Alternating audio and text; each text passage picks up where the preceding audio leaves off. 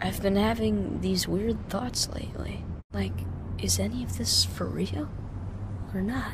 Today marks the 10th anniversary of the Kingdom Hearts series, with the original coming out on September 17th, 2002. Back when I was reading magazines and I saw the first screenshots and stuff for this game, I thought to myself, this has to be some elaborate joke. Well, flash forward, I got it, and it was pretty amazing. I just couldn't believe how just well polished and just how everything integrated so well. So let's rewind a bit. With the first game, it stars Sora. Now, Sora's been having these weird dreams, and so the game starts off with a little tutorial where you're on these stained glass windows of the princesses, and then you're fighting like these little shadow things, and you're learning how to play the game. So you go through this dream, and then you wake up, and then you're on this island, which you're living in with your friends Riku and Kairi. There's some other characters living there as well, including Tidus and Wakka from Final Fantasy X, and Zelda from Final Fantasy VIII. So you all live and play on this island, but you're actually living on somewhere else, because there's mention that there's parents, but they're never shown. Anyway, so you're just dicking around on that island for a while, and then, this darkness thing swallows you guys up, and then Sora wakes up in this place called Traverse Town, and he's met with Donald and Goofy, who are looking for King Mickey, and then Sora helps them out, and then he's looking for Riku and Kairi, etc., etc. You explore a bunch of different worlds.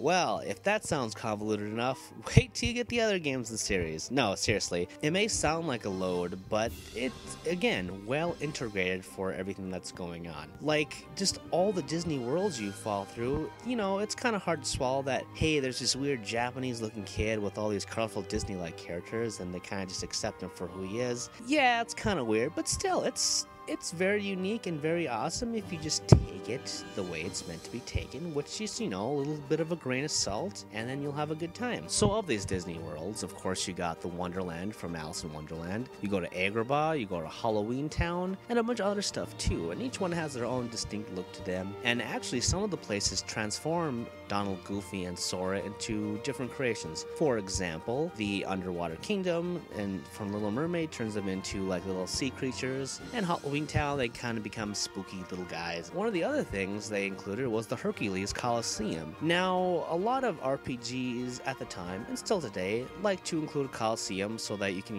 compete for prizes, and that's usually where a lot of the mini games and stuff are. In this Coliseum, you actually get to fight Sephiroth, and speaking of other Square Enix characters, besides the Disney ones, you of course get to see Square Enix ones. Aside from Sephiroth and aforementioned Tidus, Wakka, and Selphie, you also meet Leon, which is actually Squall. I don't know why they changed his name, and Cloud and everything, and the story is crazy, like I talked about already, but grain of salt, you'll have a good time. As for the gameplay, Kingdom Hearts is an action RPG, and going back to it, it still feels very good, except for the camera, which is a little wonky. Anyway, so yeah, you attack with the Keyblade, which is Sora's magical blade weapon, which is weird because it's a blade, but it's a key. So you got your slew of physical attacks, and there's also special attacks if you time them just right. You can also summon creatures, which is really awesome because usually when you think of summons in the Final Fantasy games, it's like Ifrit and Shiva and stuff like that. But in this one, they decided to do Disney characters, like for example, you can summon Simba and Mushu from Mulan. It's very cool, and being able to integrate more stuff without them having the worlds is a good idea. You also have a slew of magic, and you basically drop down to the magic menu, choose, and then use it. While this is all happening in real time, it's kind of hard to balance, so you can map out your favorites for easy access. As for your party, Sora is always in there, and then Donald and Goofy are in there as well, but when you go to each world, you can also swap out different characters. For example, if you go to Agrabah, you can swap in Aladdin for either the two of those. Your other party members act on their own accord, but you can set it up so that they focus on certain things, like having Donald heal, for example. And the AI is pretty good. When I need to get healed, usually I got healed, but it's not to say that it's without faults. Now for the overall presentation of the game, I was surprised at how well everything holds up. Everything is very colorful, bright, so it kind of distracts from maybe some of the blander, more open areas that maybe could have used a little bit more detail, but still everything just pops, and just the worlds just breathe life. They really do feel like you're entering Disney worlds, and each character feels right. The voices are all excellent.